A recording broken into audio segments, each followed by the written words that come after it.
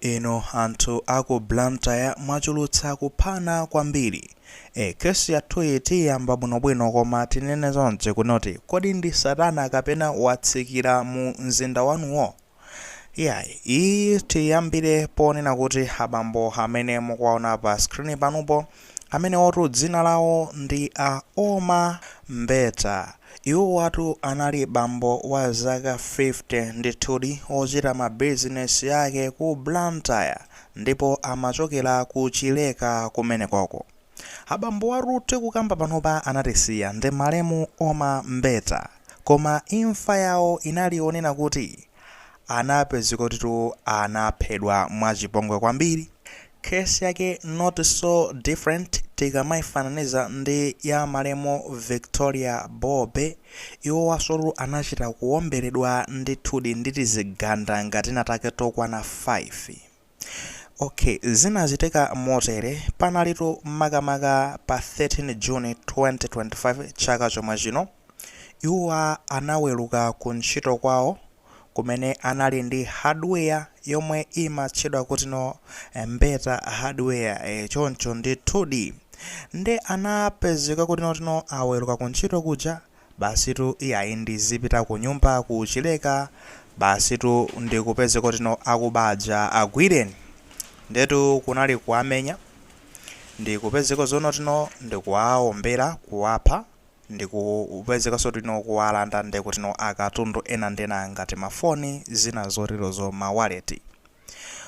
Zinachitika moteromo polisi inakwanitsa ndithudi kutapa magayi okwana 5 amene mukuona pa screen panupo ndithudi.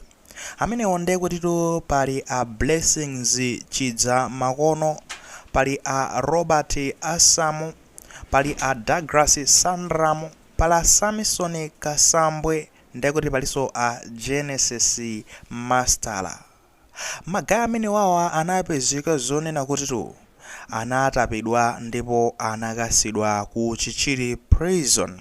Akhala ali ku Chichiri kumadikira nkhani yawo kuti no imvedwe mu September chaka chomwe chino komanso October, koma ndekuti no yadzakhuthukira mpaka na kudzafika no mu December munomu. Nkhani ya leroyi of course apolisi anakwanitsa kupanga retrieve foni ya mtundu wa Samsung A32 imene inapezeka kuti no magayiwa anaiba pamenepo nthawi imene anamuombera munthu amene iyi Oma Mbeta. Ndetu kesi ja leroli yalowaso mu koti la Blantyre la magistrate limenelo kumene akupitiliza kumva nkhani imeneyi. Ndipono picture yathu ya fresh leroli ndi imene mukuiona pa screen panupo kuti makosa naketu nda amenewa ndithu basi kupanga chipongwe chimenecho kumupha Oma Mbeta. Kungokamba kunena kuti no Oma Mbeta anali ndi chidwi chofuna kuyimira ngati kansala, anali shadow kansala ndithudi, koma ndekuti maloto onsewo shattered kubwera business yake somwe njira ina yake nakhangati yasokonezeka nangasi ankayendetsa ndi iyeyu ngati no mwini film.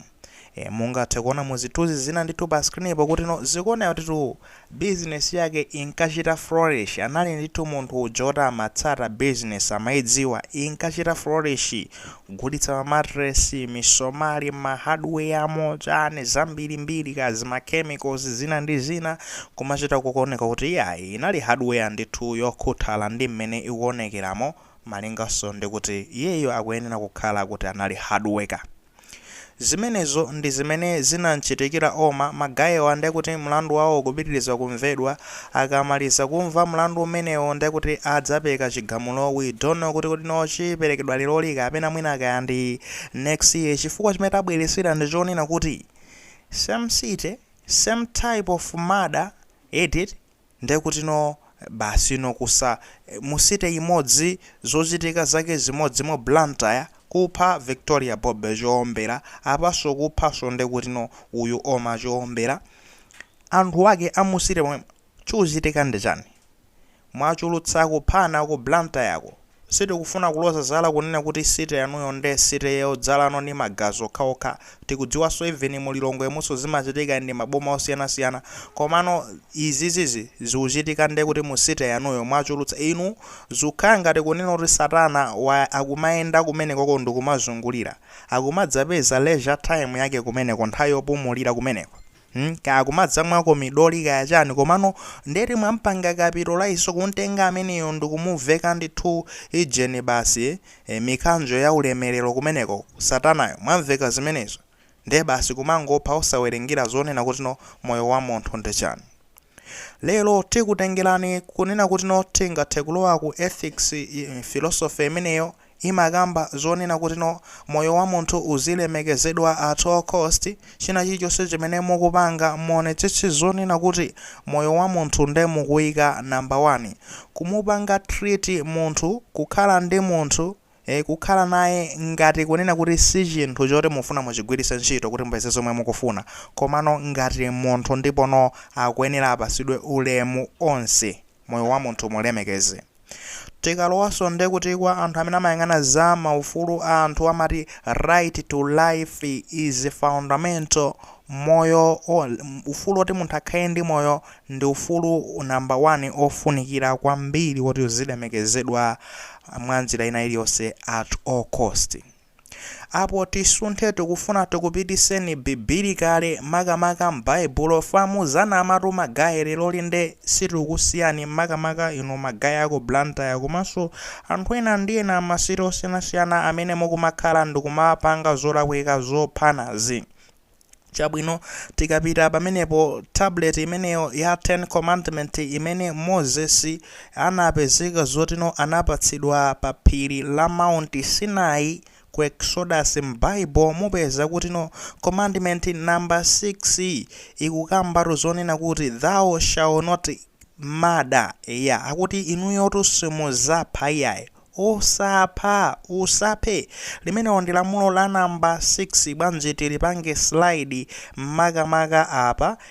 Pamene papa mungathe kuona kuti ndi malo mane nyumeozi koma kufotokoza thou shalt not kill. Inuyo simuzapha iyayi, osazerekeza kupha munthu. Lamulo limenelo osalitaya. Exodus 20 chapter 20 chimenecho mungapita kachiwerenga mukapeza malamulo amenewo.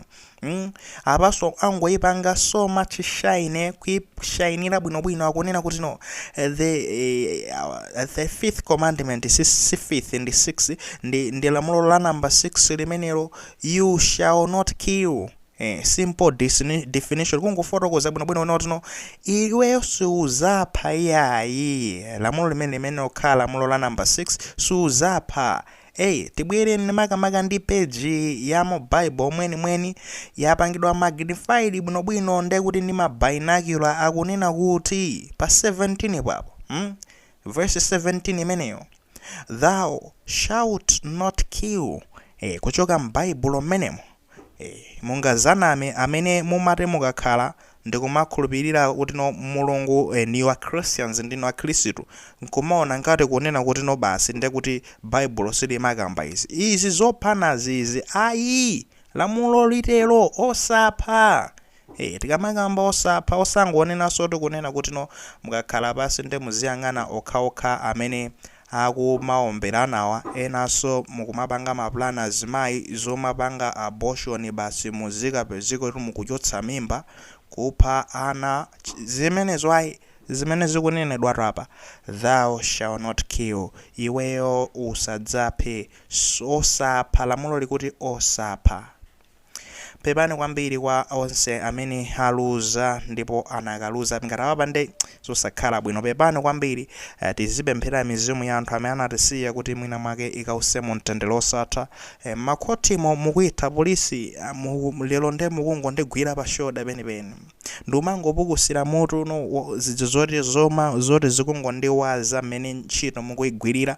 Kumakhotiko osafoiritsa anthu waso nde kuti azijajidwa ndithu akatero mwavunge ndithu kaya ndi kuchichiri kumaula kaya ndi kumachaya kaya ndende zake ndi zakuti koma apite ndithu kundende endi amene mukulingalira zoti mukaphe anzanu takumbukirani kunena kuti no malamulo akutero kwa akhristu ndikhulupirira asilamunso mulisonde kuti ndi malamulo ena ake mwina mu Quran imene ikuyenera kumakambaso zoti osamangopha munthu mwachisawawa yayi, moyo wa munthu uzilemekezedwa amenewo.